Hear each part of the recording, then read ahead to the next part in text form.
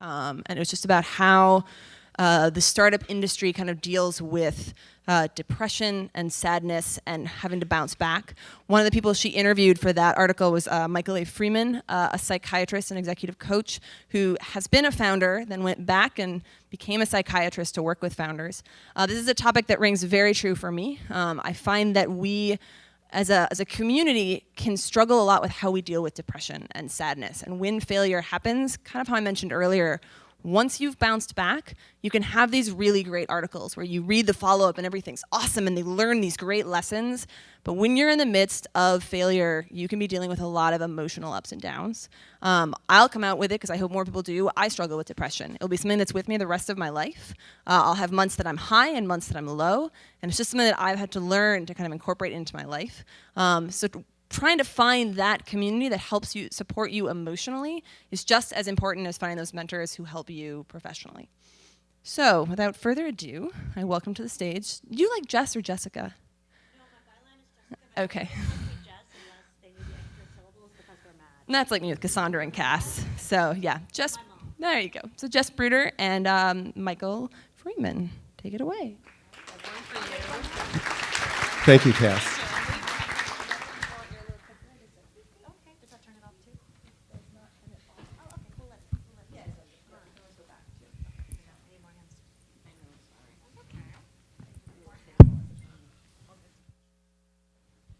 Welcome to Masterpiece Theatre. Yes? Thank you. Okay. Thanks for having us, Cass. This, as you were just told, is Dr. Michael A. Freeman.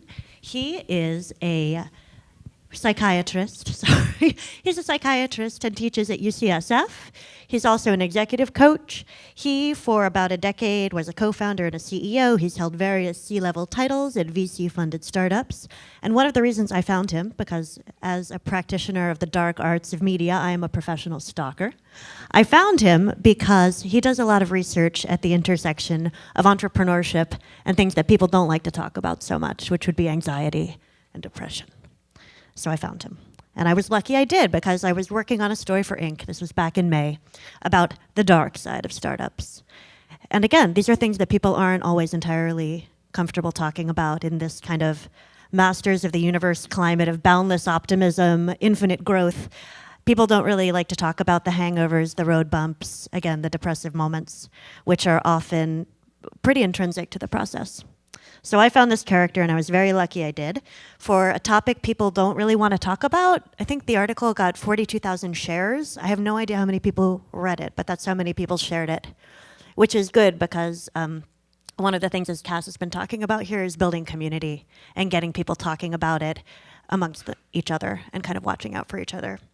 So without further ado, I'd like to get Michael talking.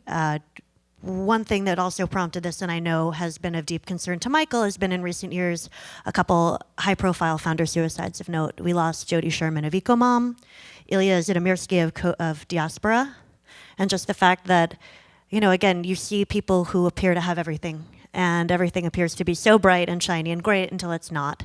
So I think part of the question is, how do you get people talking before it gets that dark, and how do you get people acknowledging that they're not the only ones going through this hard stuff?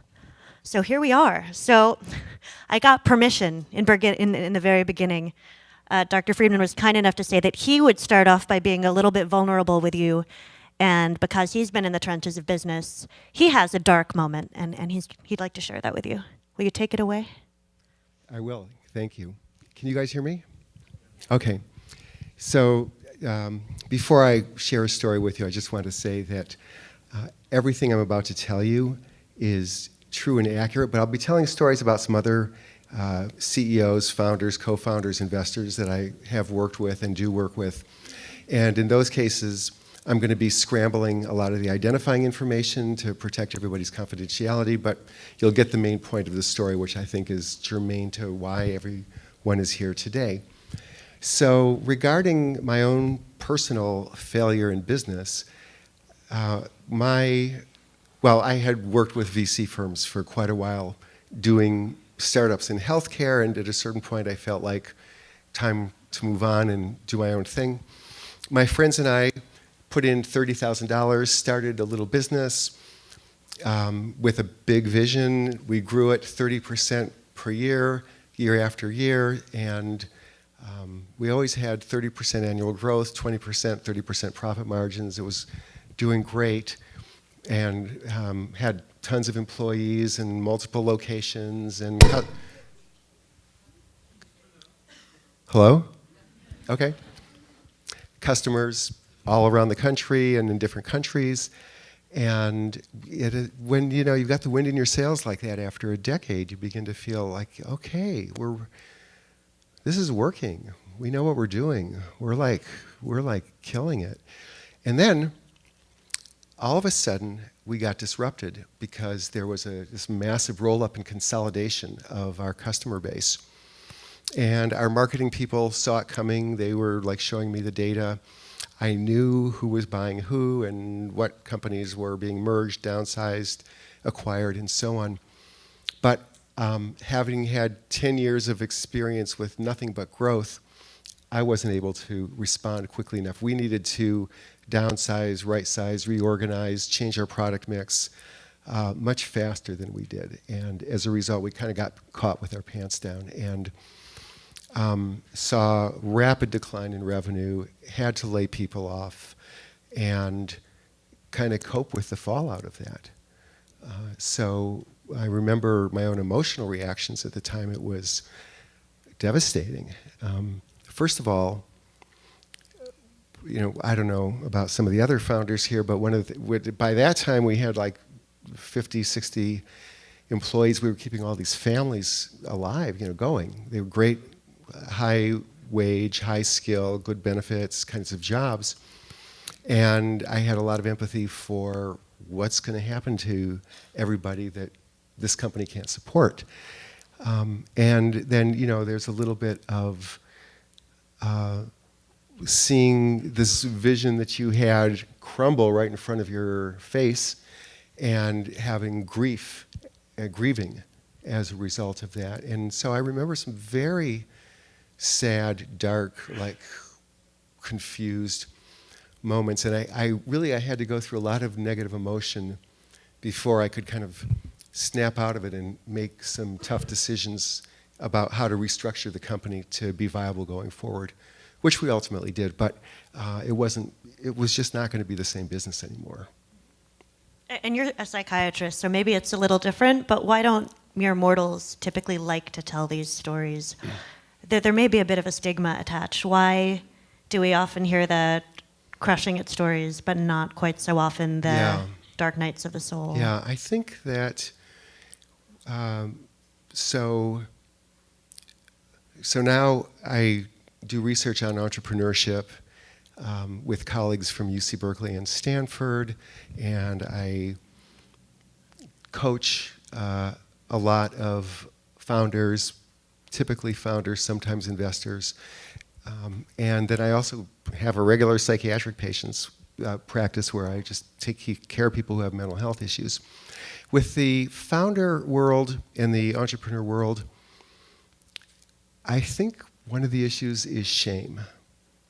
I think people feel that they will be diminished in the eyes of whoever is important to them if they can't tell a good story of meaning growth, returns, customer satisfaction, competitive advantage, that kind of thing.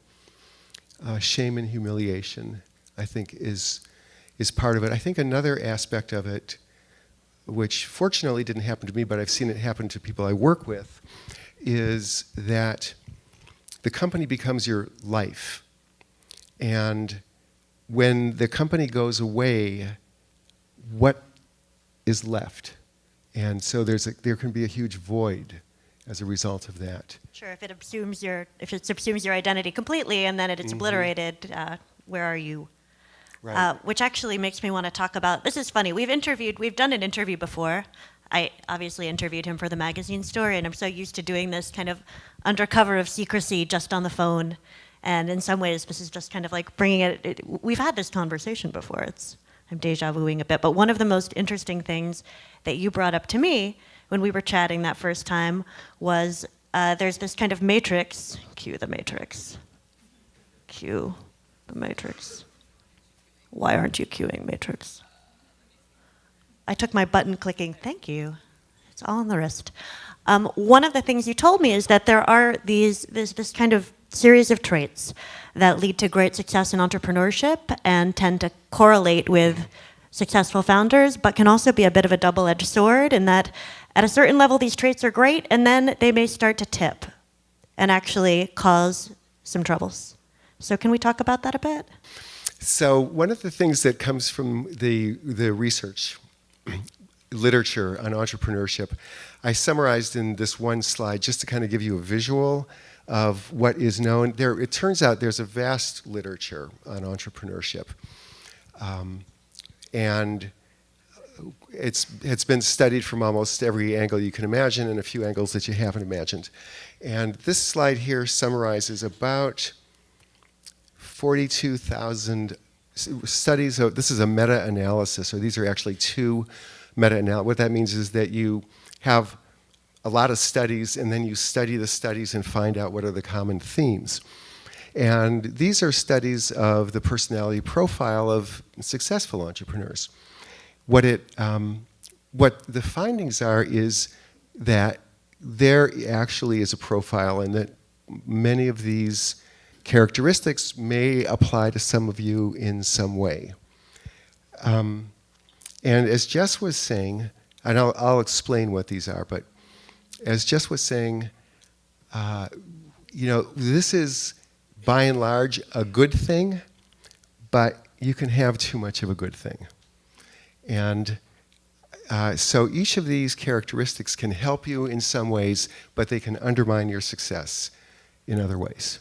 Absolutely. Risk tolerance, I know, is one we talked about quite a bit. Yeah, risk tolerance. Okay, so the other thing I should say before kind of getting into this is that much of this is genetic. That there have been recently, there's a consortium in Europe which is doing what they call genome-wide association studies of entrepreneurs, and they're identifying kind of the predictive genetic regions of chromosomes that are associated with the propensity to become an entrepreneur. So you guys out here have essentially won the genetic lottery.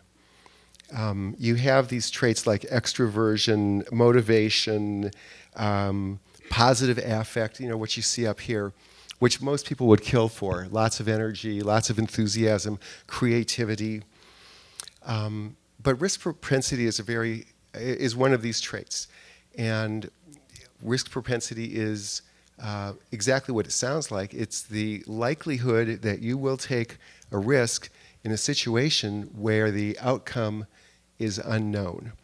Of course, entrepreneurs believe that they're smarter and they have deeper knowledge, and so they know what the outcome is going to be. So for them, it's not a risk. It's a calculated risk, if you want.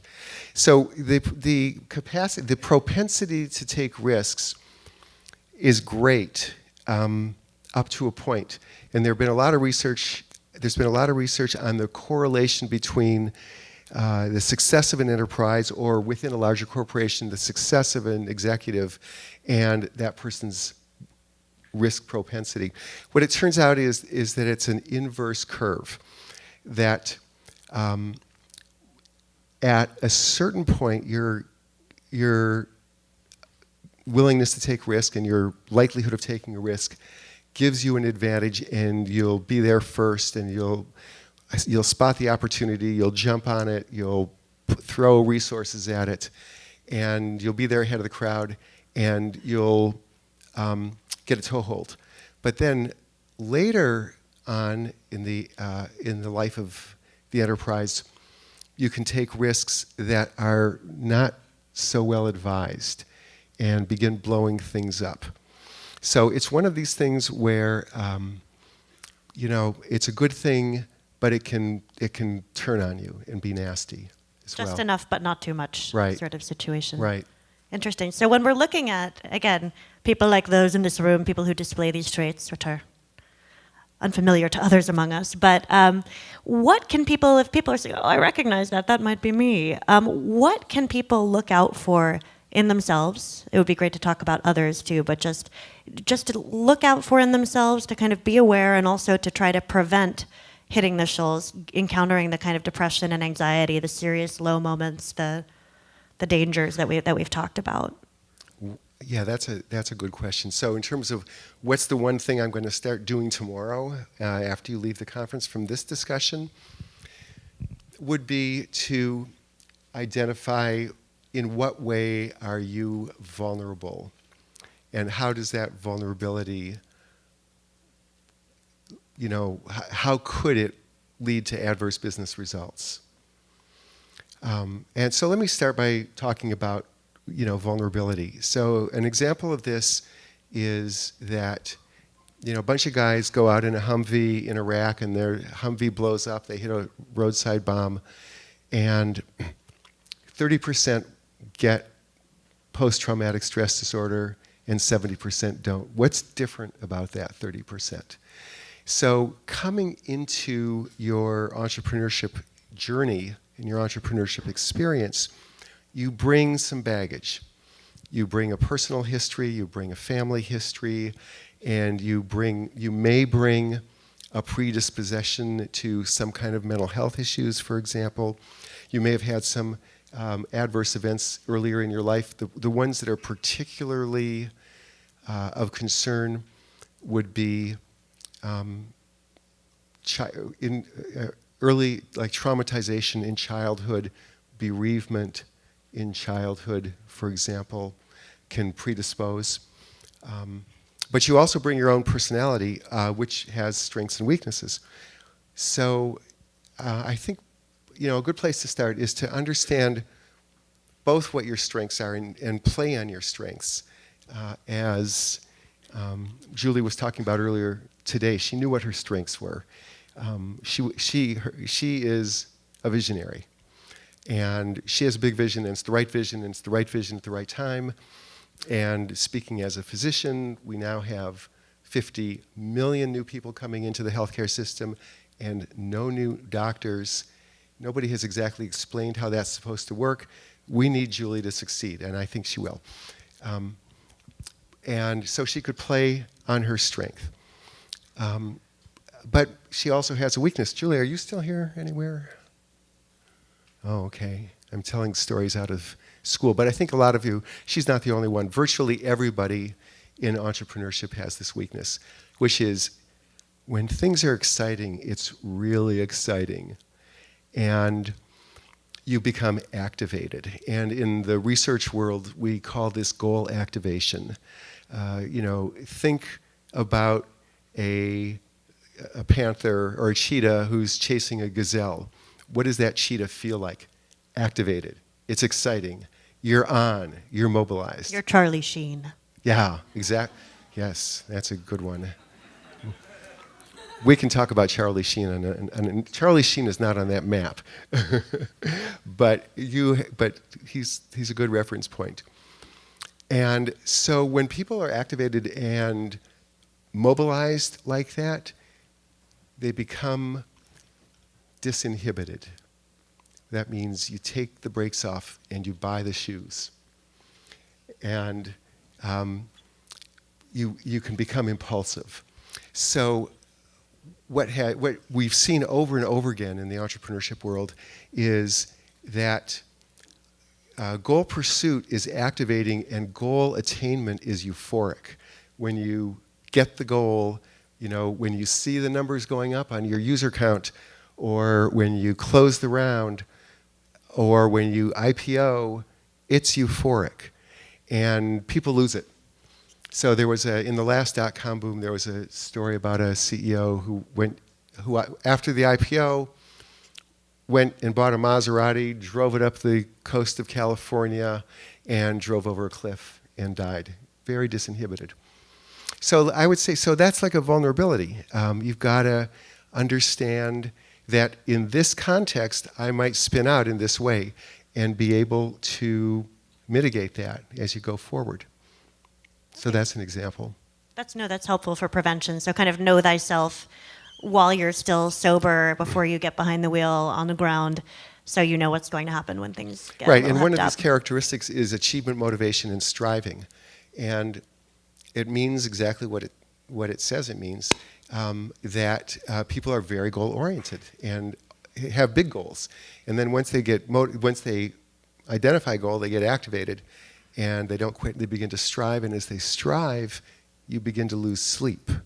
I doubt if that ever happened to anybody in this room, No. but I definitely have seen it happening. And then you become sleep deprived, and then your ability to function deteriorates. So it can be a negative feedback loop in that way. Is there anything else you'd like to share with them about prevention before I jump you forward to first aid? Sleep. Prevention, well, yeah. I would say regarding prevention, how do you prevent bad things from happening before you get there? I would say remember that you work to live, you're not living to work. It's hard. It's a hard message, and it's a very inconsistent message with the way people are wired in the entrepreneurship world. But I'll tell that story about this guy that I met with recently. So this gentleman was a billionaire, and he was making money hand over fist, and he was running the best company in the best space, and he was on boards of directors, and he was on the board of the university, and he was getting all kinds of recognition. And then the recession hit, and he was just horribly positioned for the recession, because I think, kind of like me, he'd had a whole life of success. He's now 70. Why is that going to change? And it did. And company went into Chapter 11. He was wiped out personally. He only had $2 million left, and he became very depressed, suicidal, hospitalized at a psychiatric hospital, released, came to meet with me. And same story. His story was, I'm 70. It's too late for me to ever do this again. Nobody will return my phone call, which is the stigma. It's true. It's kind of like you have cancer. Nobody will return the phone call. Nobody wants to talk with you. And I'm washed up. I'm going to, life is worthless. Life is meaningless. I'm hopeless. I'm a failure. And so I'm just going to live my lifestyle for the next 2 or 3 years. And then after that, when the money's gone, I'm going to commit suicide. That was his story. He totally believed that. So I said, all right, now, explain this to me. You live in a beautiful home in this great zip code that's all paid off. And you have a beautiful vacation home in Europe, and you have another beautiful vacation home in Hawaii, all paid off.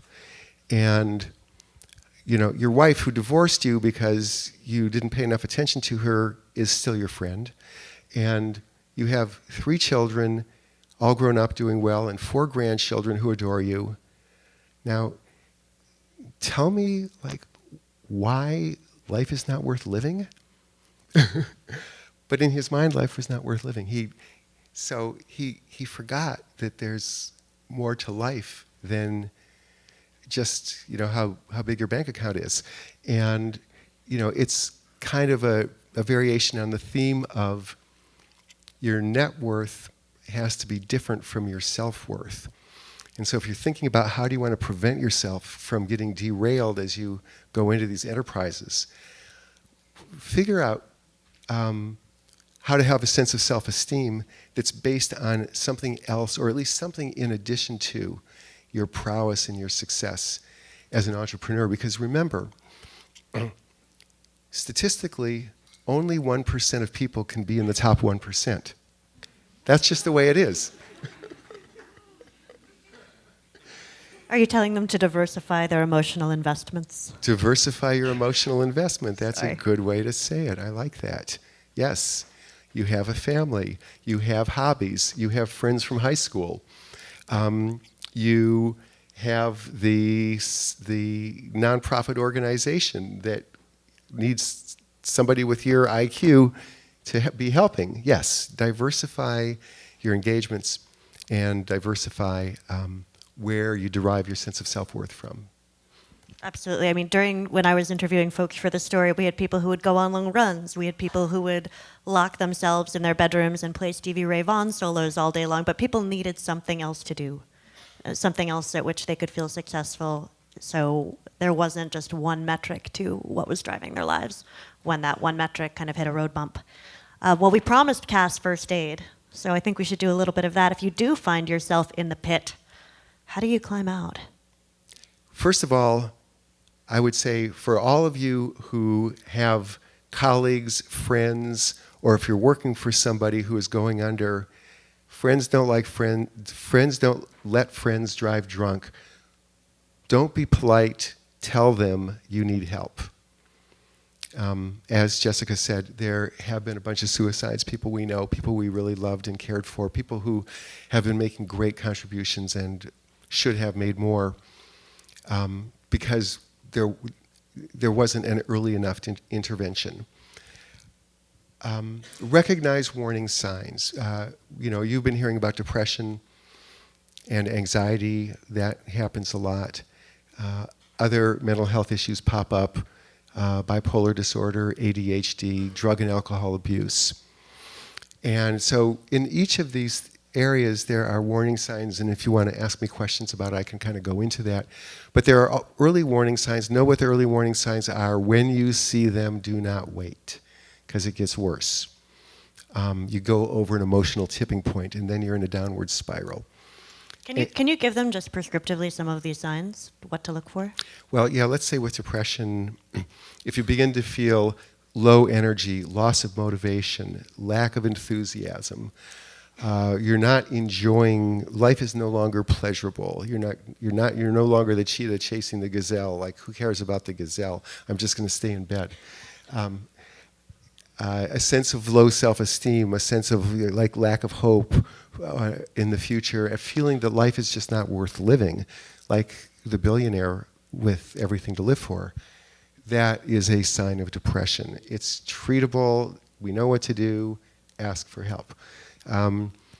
With respect to anxiety, your worry, rumination, panic attacks, shyness, avoidance of situations you would otherwise not avoid, becoming overly compulsive. These are anxiety symptoms, and there's ways to help with that. Substance abuse. If you find that you're just thinking about when am I going to have my next drink, you got a problem. So I've worked with a bunch of CEOs who have found a way to normalize addiction and explain it away. One guy I work with who is a really brilliant CEO and has done a great job of starting a company in the big data space. Really, part of his success is that he lands these big clients because they have fun hanging out with him. Why do they have fun hanging out with him? Because he throws good parties. What happens at the good parties? Binge drinking. And so it was work for him to begin to understand that his strength was also part of a weakness, and that he had an addictive, personality. So those are some of the warning signs to be aware of. So once the red flags appear, can you give us some advice on what folks can do? Well, I think acknowledge it. Well, actually, okay, so since you listened to what I said previously, now you already have friend and family support, you already have confidants, you already have a professional mentor, you already have an advisory board. So those prevention people are in place. Tell them, hey, here's what's going on. I'm feeling like I'm over my head. This is getting out of control. I'm out of my depth. I want you to know about it and help point me in the right direction. So that's one thing that you can do. If people come to you and tell you that you better, you know what, I'm going to drive you back to the hotel. After this was a great sales meeting, I'm going to drive you back. And by the way, I had to drive you back last time, and the time before that, I think there's a problem. If they tell you that, listen to them. And then, back to stigma, don't be ashamed. Call someone like me, or there's a million mental health professionals out there, and get some expert advice, and then listen to people that you ask for help. And a lot of people in the world of that slide think that they don't have to ask for help because they're so in charge and they know what to do. Self-efficacy is that middle box, and self-efficacy means that you have a lot of confidence that you will know what to do and that you can handle any situation. And sometimes that's been so right that you are now the CEO of the company with the biggest market cap in history, and it turns out you have liver cancer, and you've always known what to do in the past, and so, yeah, of course, I know what to do. Why should I listen to the experts? I never listen to the experts, and I'm always right. Sometimes you need to listen to the experts. So, reach out and ask for help. Any advice for people who might see these kind of vulnerabilities cropping up in a friend or a colleague, the kind of person who, because of this integral self-efficacy, this trait that helped create the same entrepreneurial success, is now reticent to reach out for help? Any advice for interventions on that front?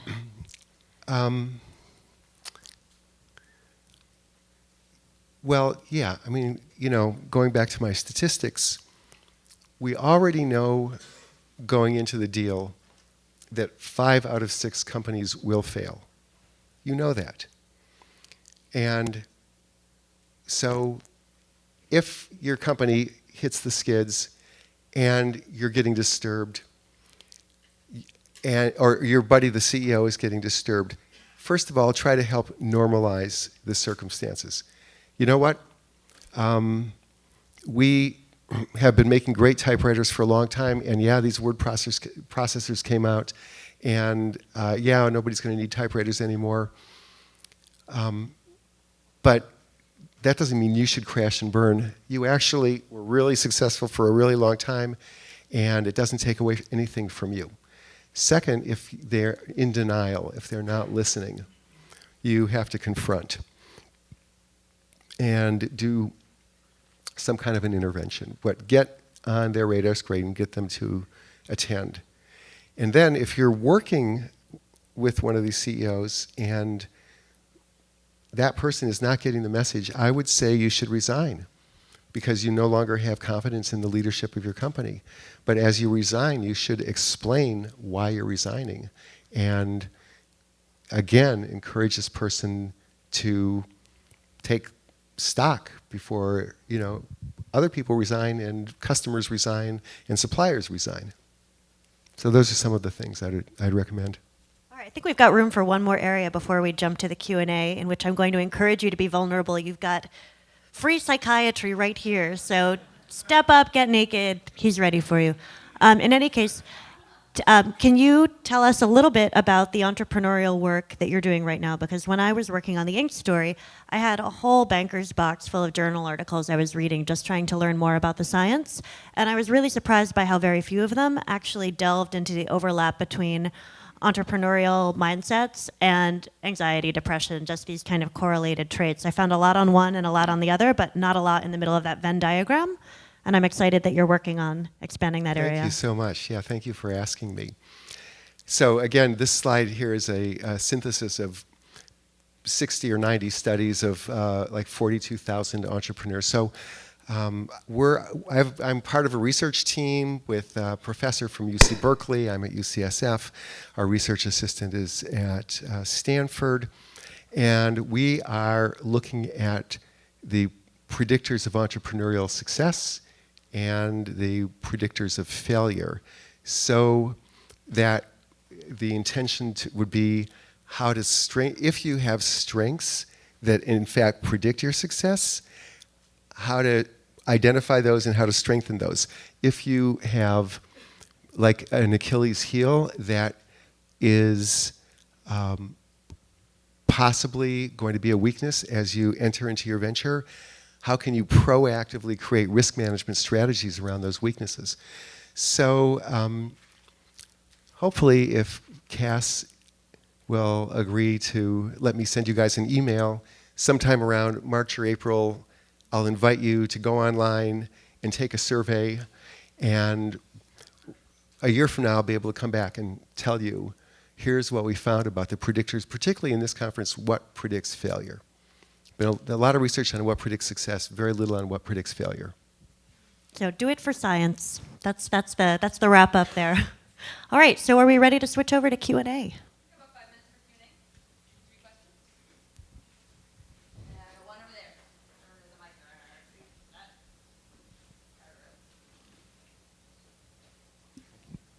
Yeah, hi, I've got a question. You talked a lot about when leadership is dealing with these challenges, but how about the sort of down the organizational structure? We had an employee who it became clear had some real problems, and he eventually told us he was performing horribly in his job, and he eventually conceded that he knew he was suffering from bipolar disorder. It appeared he was not being treated. We had to balance accountability in our organization with just basic human compassion and try to treat this person decently. But meanwhile, they were clearly not going to be able to help us as a company. Can you give any guidelines besides the legal issues? And what about just from your perspective? How do you balance the compassion with the accountability in an organization? Really good question. First of all, I have to say that I do work with a number of bipolar entrepreneurs. And, in the hypomania, there is a lot of creativity, a lot of energy, a lot of charisma, and many people in that spectrum can be very, very successful. In fact, I think that you'll see a lot of that in the world of entrepreneurship, and people that are attracted into startups, not just the founders, but anybody that wants to be in a startup. This is really visionary and beautiful. What companies do, first of all, is they have something called an employee assistance program. And the employee assistance program basically says that anybody in this company may have 3, 5, 10 free visits with a mental health professional if you think you have a mental health issue. We don't want to know about it, but get help. And then after that, you can have another 3, 5, 10, and we'll pay half. And then after that, you got health insurance. So make it easy to get help. And then the second thing would be, you're right. I mean, legally speaking, you're not allowed to ask about that when you hire somebody, and you're not allowed to fire somebody for that reason. And in fact, these people are protected by the Americans with Disabilities Act, so you want to watch out for that too. But you can manage people properly in a way where you say, hey, you're late to every single meeting, you lose important documents, you flew into the wrong airport when we went to our convention, and this is having a negative impact on your performance and on the rest of our team. You don't have to say, do you have ADD? But what you can do is look at the downstream impacts on performance and wonder, could it be that there's something bigger going on that I don't get and you don't get? And if you want to get a second opinion about that, feel free to. But ultimately, people with mental health issues, like the CEO who was an addict, have to take responsibility for their own mental health issues. But at the same time, there's no shame in that. It should be, there is a higher than average amount of mental health issues among entrepreneurs and startup people. And average is 30% of the population has a mental health issue. So, look to the right, look to the left, one of you has a mental health issue. Yeah. Oh, and nobody's over there. So I guess one of my take-homes is let's destigmatize this, because strengths are weaknesses. Strengths can be weaknesses in a different context. Weaknesses can be strengths in a different context. Let's mainly focus on building on the strengths and managing risks associated with the weaknesses. Break us there, 'cause I know Mike's sticking around for a while. So, great. Thank you both so much for your time. Thank you.